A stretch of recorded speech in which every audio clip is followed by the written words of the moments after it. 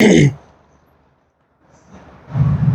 Aldehydes, ketones and carboxylic acid ये chapter हमने start किया था। इसको दो पार्ट में डिवाइड किया हुआ है, अल्डिहाइड्स एंड कीटोन्स, और इधर लिया हुआ है कौन, कार्बोक्सिलिक एसिड्स एंड ईस्टर्स।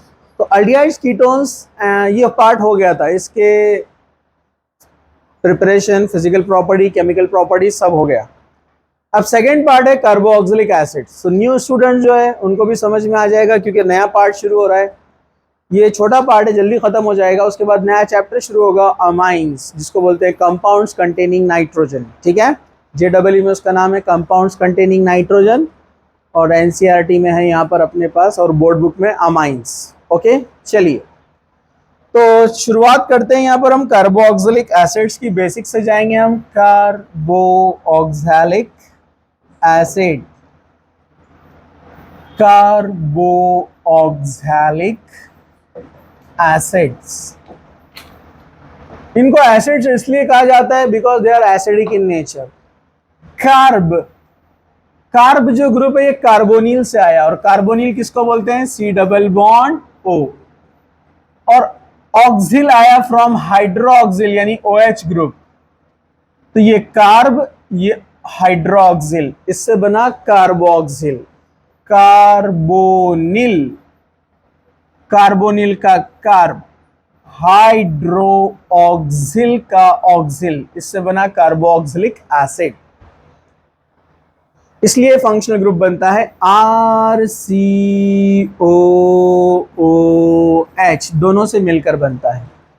अब ये सेपरेट फंक्शनल ग्रुप नहीं है और ये भी सेपरेट नहीं है, आप इसको कीटोन नहीं बोल सकते। अब OH के साथ आ गया मतलब बन गया कार्बोक्सिलिक एसिड।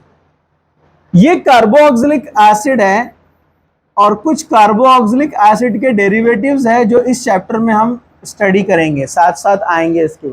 जैसे अगर कार्बोक्सिलिक एसिड का OH हटाकर हम OR लगा देते हैं तो वो ईस्टर बन जाता है। क्या बन जाता है, ईस्टर। ये ईस्टर फंक्शनल ग्रुप है, याद रखो, OH की जगह OR आ गया है।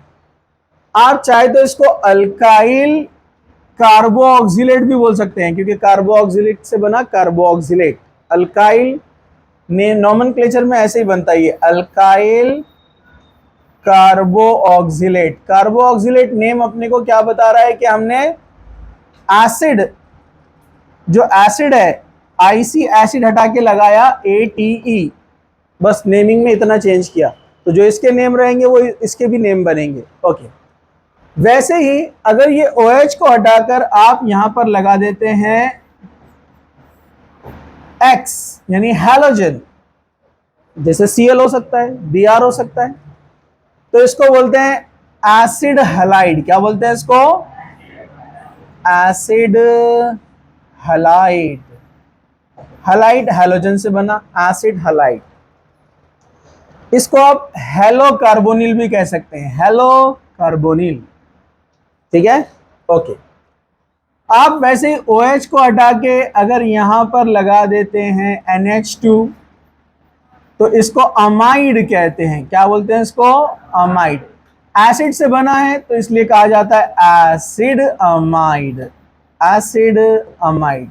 आप इसको अमाइनो कार्बोनिल भी कह सकते हैं, अमाइनो कार्बोनिल। ठीक है, अमाइड ग्रुप। वैसे OH को निकाल के अगर आपने यहां पर लगा दिया, ये OH निकाल के एक कार्बोक्सिलिक ग्रुप लगा दिया आपने, कार्बोक्सिलिक ग्रुप RCOO, ये पूरा ग्रुप आया है OH के प्लेस पर, इसका नाम अनहाइड्राइड है। एसिड से बना है इसलिए क्या कहते हैं इसको, एसिड अनहाइड्राइड। ये एसिड अनहाइड्राइड है। वैसे ही अल्डिहाइड्स भी इनके डेरिवेटिव कंसिडर किए जाते हैं, क्योंकि अल्डिहाइड के नेम भी एसिड के नेम पर डिराइव होते हैं, मैंने पिछली बार बताया था। ठीक है, तो ये फंक्शनल ग्रुप बीच बीच में आते रहेंगे, इसलिए मैंने उसका थोड़ा इंट्रो आपको दे दिया। एसिड, इनको एसिड्स क्यों कहा जाता है, एसिड्स के जो थेरीज है उसमें जो क्लासिकल थेरी, ओल्ड थेरीज जो है एसिड्स की, उसके अंदर बेसिक्स में जो एसिड को एक्सप्लेन किया गया है, any substance which liberates hydrogen gas with metal it is called acid. कोई भी सब्सटेंस अगर मेटल के साथ रिएक्शन करता है, यहां से H जाएगा, Na आएगा, क्या बन जाएगा, RCOO Na प्लस H। एक H को क्या लिखते हैं, हाफ H2।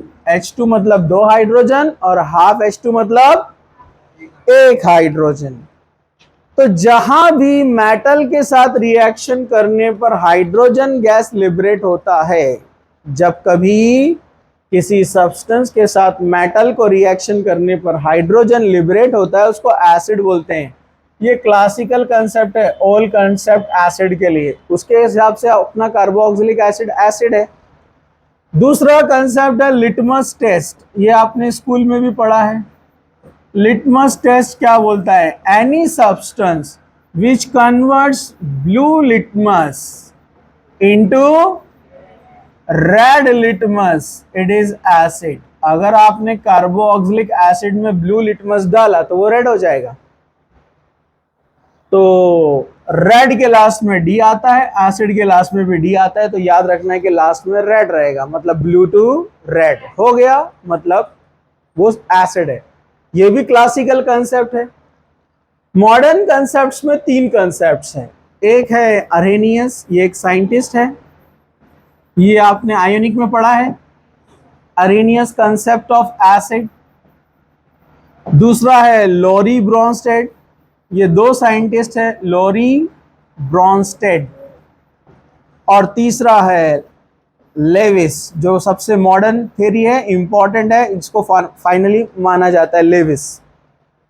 अरेनियस बोलता है any substance which gives H+ ion in aqueous medium, पानी में डालने पर अगर बनता है RCOO- and H+, actually H+ water के साथ जाता है और क्या बन जाता है H3O+, ठीक है।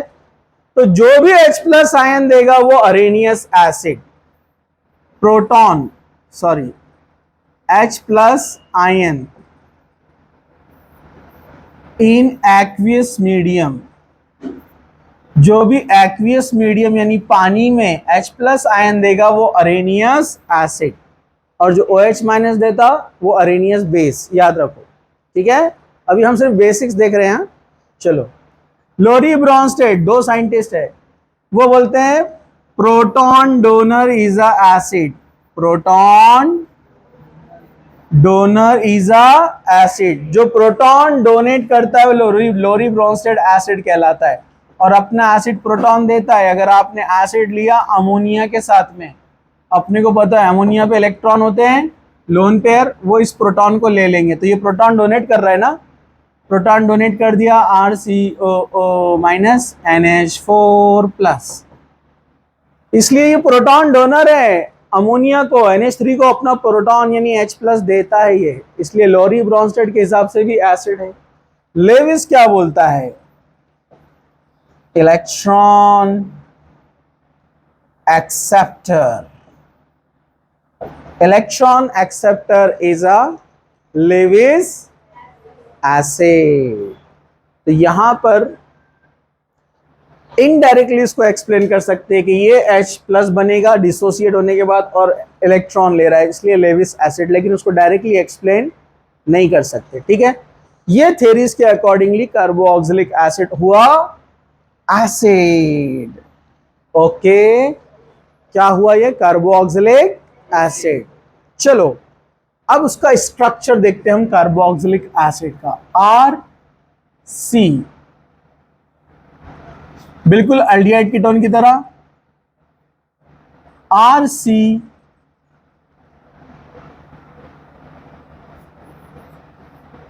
OH, ये है कार्बोक्सिलिक एसिड, इसके पास 2 लोन पेयर, इसके पास 2 लोन पेयर, ये स्ट्रक्चर है। जो सेंट्रल कार्बन है, कार्बन 4 बॉन्ड बनाता है। कार्बन कितने बॉन्ड बनाता है, 4 बॉन्ड। कार्बन कितने बॉन्ड बनाता है, 4 बॉन्ड। कार्बन के होते हैं 4 बॉन्ड, तो 4 बॉन्ड बनाया है। लेकिन अपन ने केमिकल बॉन्डिंग में पढ़ा था VSEPR theory, valence shell, electron pair, repulsion theory. उसमें डबल बॉन्ड को कंसीडर करते हैं सुपर पेयर। क्या बोलते हैं उसको? ये एक पेयर, एक बॉन्ड मतलब पेयर ऑफ इलेक्ट्रॉन, एक बॉन्ड मतलब पेयर ऑफ इलेक्ट्रॉन। अब दो बॉन्ड बोले तो दो पेयर है ना, लेकिन उसको बोलते हैं सुपर पेयर। क्या बोलते हैं उसको? डबल बॉन्ड या ट्रिपल बॉन्ड आया तो क्या बोलते हैं उसको? Super pair. तो वैसा देखा जाए तो तीन ही पेयर है, एक, दो और एक सुपर पेयर, तीन। और जहां तीन पेयर इक्वल डिस्टेंस पे रहते हैं, स्ट्रक्चर होता है ट्राइगोनल प्लेनर।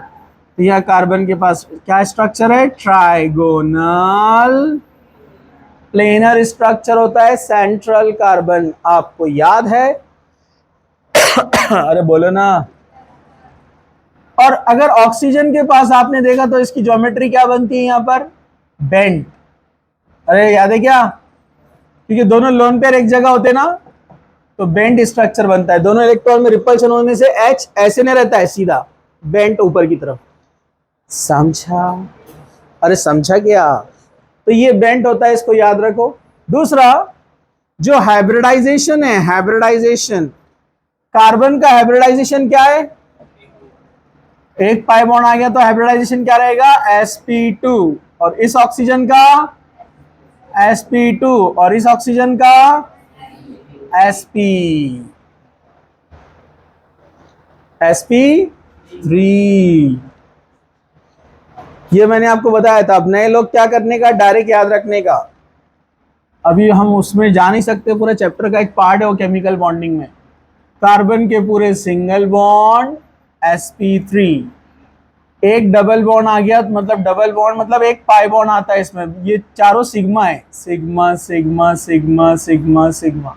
यहाँ पर तीन सिग्मा है, एक पाई है। एक पाई आया तो एक पी कैरेक्टर कम हो जाता है, sp2। अब ट्रिपल बॉन्ड आ गया, ट्रिपल बॉन्ड में क्या होता है? एक सिग्मा, ये भी सिग्मा, ये पाई, नीचे वाला भी पाई, तो ये क्या होता है? sp। मतलब एक पाई बॉन्ड आया तो sp2, दो पाई बॉन्ड आए तो sp। जितने पाई बॉन्ड आते जाते पी कैरेक्टर कम होते जाता। ठीक है, याद रखो। और फिर मैंने नाइट्रोजन का भी आपको बताया था। नाइट्रोजन तीनों सिंगल बॉन्ड है और लोन पेयर है, sp3। जब एक पाई बॉन्ड आ जाएगा तो sp2, और जब तीन बॉन्ड में आएंगे मतलब दो पाए आ गए तो क्या बन जाएगा? sp। तीन बॉन्ड सब जगह बना रहा है वो। ठीक है, फिर उसके बाद मैंने आपको बताया था ऑक्सीजन। ऑक्सीजन दोनों सिंगल बॉन्ड है, दो लोन पेयर के साथ, sp3, और एक डबल बॉन्ड आ गया तो sp2। अभी इसको याद रखो आप डायरेक्ट। ठीक है, तो ये इसका ट्राइगोनल स्ट्रक्चर अप्रोक्सीमेट 120 का एंगल बनाता है, लेकिन कम ज्यादा हो सकता है ये। ठीक है, चलो अब हम आगे बढ़ते हैं। कार्बोक्सिलिक नेचर में एसिडिक है, तो क्यों एसिडिक है वो भी एक छोटा सा पॉइंट देखकर हम आगे बढ़ेंगे। तो ये sp2 है, मिडिल वाला कार्बन, याद रखने का। ठीक है, चलो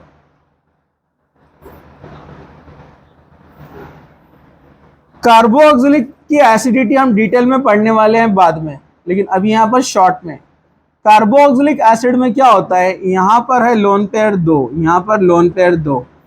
इसको पानी में डालने के बाद ये डिसोसिएशन करता है, मतलब यहाँ के जो इलेक्ट्रॉन है वो बन जाते हैं पाई बॉन्ड, और ये पाई बॉन्ड ऊपर चला जाता है तो क्या बन जाता है? Minus charge. जब इस पर माइनस चार्ज आता है तो ये इस H को ऊपर ले लेता है, तो क्या बन जाएगा? यह एक काम करो, हम इसको ऐसा समझेंगे। ठीक है, यहाँ पर ये इसका डिसोसिएशन हुआ, डिसोसिएशन होने के बाद ये बन गया RCO, बॉन्ड ब्रेक हुआ। यहाँ पर जब बॉन्ड ब्रेक होगा तो ऑक्सीजन का निगेटिविटी ज्यादा होता है ना, तो जब बॉन्ड ब्रेक होता है तो बॉन्ड के दोनों इलेक्ट्रॉन कौन रख लेगा? ऑक्सीजन। तो ऑक्सीजन ने इलेक्ट्रॉन रख लिया, इसलिए माइनस, और H प्लस चला गया। इसको कहते हैं कार्बोक्सिलेट आयन। क्या बोलते हैं इसको? ये कार्बोक्सिलेट आयन में होता है रेजोनेंस। कैसे? ये इलेक्ट्रॉन बनते हैं पाई बॉन्ड, पाई बॉन्ड बनते हैं इलेक्ट्रॉन, तो चार्ज ऊपर चला जाएगा। ओके, और ये डबल बॉन्ड नीचे आ जाएगा। समझा आपको? और ये सिलसिला चलता रहेगा, जिससे कंटिन्यू इलेक्ट्रॉन मूव होते रहेंगे। इलेक्ट्रॉन मूव होंगे मतलब चार्ज डिस्ट्रीब्यूट होगा, चार्ज डिस्ट्रीब्यूट होगा मतलब रिएक्टिविटी कम, स्टेबिलिटी ज्यादा, और ये बन जाता है इस तरह से stable carboxylate ion. Negative charge कभी ऊपर कभी नीचे, तो पार्शियल निगेटिव, और हाफ बॉन्ड कभी ऊपर कभी नीचे, ये कंटिन्यूस सिलसिला जारी रहेगा। इसका रेजोनेंस हाइब्रिड है, ये इसको रेजोनेंस हाइब्रिड बोलते हैं। ठीक है, ओके, समझा? चलिए इसको यहां स्टॉप करेंगे।